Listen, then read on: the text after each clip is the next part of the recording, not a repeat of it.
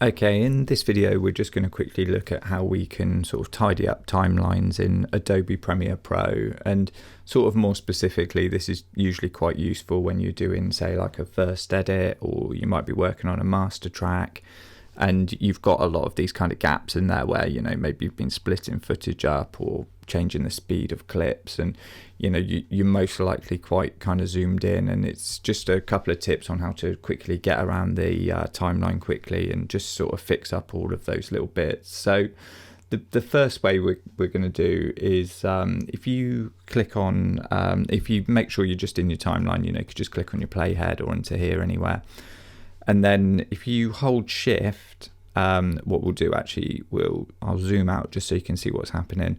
If you hold shift and then press down semicolon, you can see what will happen is the playhead will jump to each next gap. So if we're zoomed in, that can be really useful because, you know, you can't really see where these are. So, you know, just take you to the next break in the footage, take you to the next break. And it might be that you're working on sections or you just want to close those gaps. So that can be quite a useful thing to kind of have. And it works the other way around as well. If you hold the Alt key, then hit semicolon, it will take you backwards through all of that. If you're in the last gap and you're pressing it, nothing's going to happen. It's just, you know, this is the last gap in the timeline. And it's one of those things where it's not only if you're trying to do this, it's really useful for identifying bits where you've not quite closed the timeline properly. So, you know, sometimes you'll be using snap in, so it snaps all the clips into place. Sometimes you won't be, depending on how sort of finite you're trying to get things to work in the editor. But if you're just trying to sort of close all the gaps and make sure that you don't have those kind of black frames, because there's nothing worse, especially on a really long timeline that's taken a long time to export.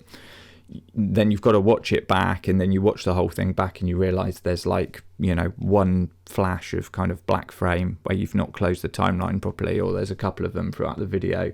Like, that's just such an annoying thing, and you can basically automate that not to happen. So what you can do is, if you just come to sequence, and then there's actually a option in here, you've got the option here to go to next in track, which is next in sequence and next in track, which is essentially what we've been doing. So we've been doing that with the shortcuts, but then you've also got the option here to close gap, and it's worded a little bit strangely. If you do it by accident, you can just hit Command or Control and Z, depending on if you're on a Mac or a PC.